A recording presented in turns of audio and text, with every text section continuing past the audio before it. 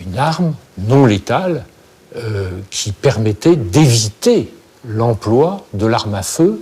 C'était destiné à des situations de violence individuelle.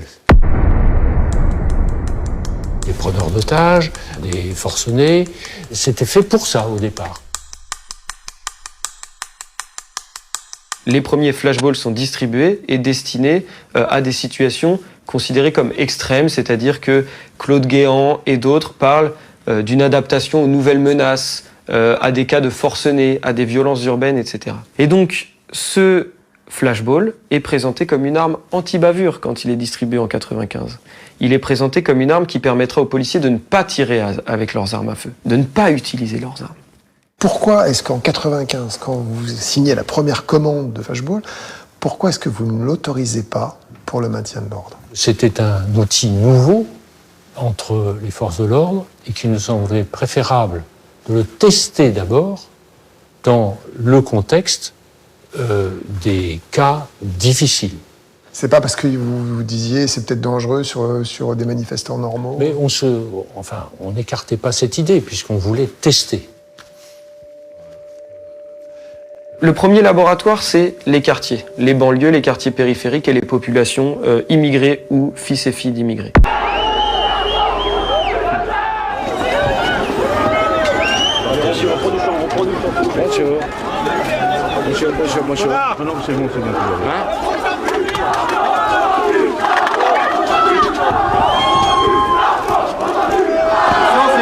Un dispositif policier tendu traite tous les badauds en suspects.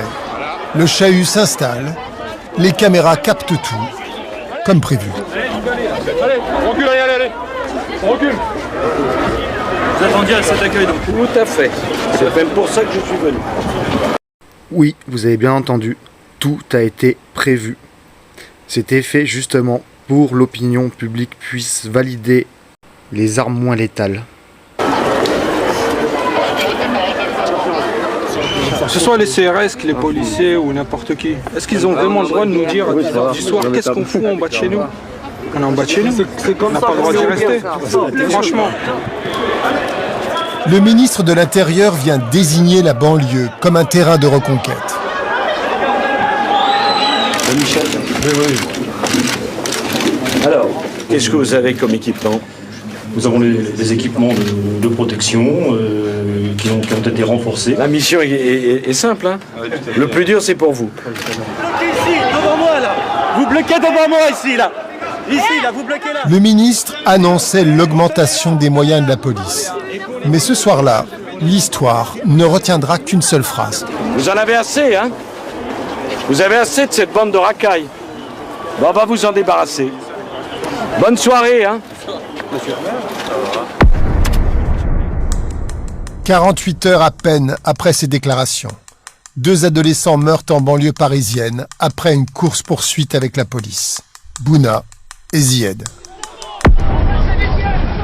Les quartiers populaires explosent. La violence est très élevée. Se pose la question de l'armement de la police. Je me souviens d'un soir, je crois que c'était à Grigny, plusieurs émeutiers ont tiré à l'arme à feu sur cette unité de CRS. La situation est toujours aussi tendue. Les forces de l'ordre essuient des tirs de fusils de chasse et de pistolets à grenaille. Des rangs sortent les premiers blessés. Il y a eu 11 blessés parmi les CRS. Ça faisait apparaître une unité un peu démunie face à un comportement de ce genre. Et la réponse qu'on peut apporter, c'est une arme qui immobilise, qui dissuade, mais qui en même temps n'est pas létale. En 1995, le fusil à balle en caoutchouc ne visait que les forcenés dangereux. Après 2005, il est utilisé dans les émeutes de banlieue. 2 ans plus tard, à peine, les premiers lycéens sont éborgnés. Il a reçu un truc dans la tête. Il va désormais être utilisé dans toutes les manifestations. Et on n'avait pas pris cet armement puisqu'on était encore relativement nombreux. Le LBD est venu sur le tard chez nous. Donc, pourquoi les CRS ne veulent pas du flashball au début ? Au début, on n'en avait pas spécialement besoin. On avait suffisamment d'effectifs, on avait suffisamment de moyens. C'est sûr que l'attrition des effectifs, la diminution des effectifs, pour être plus clair, engendre une augmentation des moyens. On réhabitue les policiers à presser sur la détente en direction de quelqu'un. Mettre en joue, presser sur la détente, toucher un corps. Et ça, c'est pas un geste qui est anodin. C'est un geste qui était totalement proscrit depuis les années 60 en France.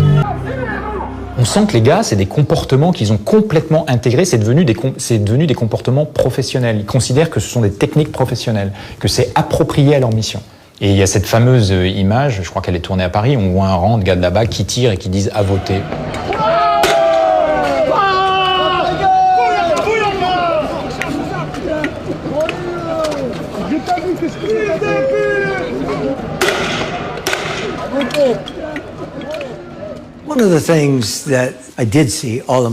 Une des choses que j'ai remarquées tout au long de ma carrière dans la police, c'est ce phénomène de petits garçons avec des jouets.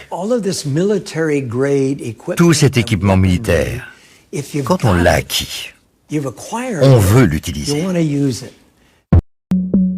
Par principe, le LBD n'est pas un bon outil pour le maintien de l'ordre. On n'en a pas besoin normalement. Il faut des outils de mise à distance, des outils de protection, des outils qui repoussent, et non pas le LBD qui va cibler finalement, au moment où la balle part, X, Y ou Z. Bon, avec, hélas, des dégâts collatéraux. Molotov, que j'ai pas de LBD, je sors mon arme, je lui tire dessus. Donc, le LBD est quand même préférable. Par contre, ce sont des situations qui sont très rares. Donc, qu'il y ait autant de tirs de LBD sur les mouvements des Gilets jaunes, pour moi, c'est incompréhensible. Le problème, c'est qu'on a aujourd'hui 25 personnes qui ont perdu un œil, qu'on a énormément de personnes qui ont été blessées par des tirs de LBD, et parmi toutes ces victimes de tirs de LBD, il y en a une très petite minorité qui ont fait l'objet de poursuites judiciaires. La réalité, le fond du problème, c'est de s'interroger sur pourquoi on a eu ces cas-là. D'après le code pénal, le LBD peut être utilisé sans sommation en cas de violence commise à l'encontre des forces de l'ordre ou si elles ne peuvent défendre autrement le terrain qu'elles occupent. Dans tous les cas, il doit exister une absolue nécessité et une réponse proportionnelle au danger. Caméra contre arme moins létale. Le duel se déroule à chaque manifestation. En novembre 2020, en France, une proposition de loi vise à interdire la diffusion des images de policiers dans les manifestations. Ce qui ferait de la France l'un des seuls pays au monde où il serait interdit de filmer des policiers. Vous avez toutes les associations de droits de l'homme, toutes les associations professionnelles de journalistes qui sont là réunies aujourd'hui pour que cette loi ne passe pas. On est là. Le téléphone portable, c'est l'arme du désarmé. La réalité de cette loi, c'est ça. C'est-à-dire, c'est l'idée de dire, dans la guerre de l'image, je vais empêcher l'adversaire de s'armer. Là, tout d'un coup, on prévoit 1 an de prison pour avoir filmé quelqu'un. C'est plus qu'intimidant. Je veux dire, la menace, elle est là. Quand on écoute le législateur, il vous dit, la guerre de l'image, elle est perdue par la police, il faut absolument rattraper. Sur les gilets jaunes, elle a mis plusieurs mois à comprendre que la tendance allait s'inverser totalement, c'est-à-dire que les gens n'attendaient plus le JT. Ils n'attendaient plus le JT de 20h pour savoir ce qui s'était passé. En mai 2021, le Conseil constitutionnel juge illégal l'article de loi criminalisant la diffusion des images de policiers. L'image restera libre en France.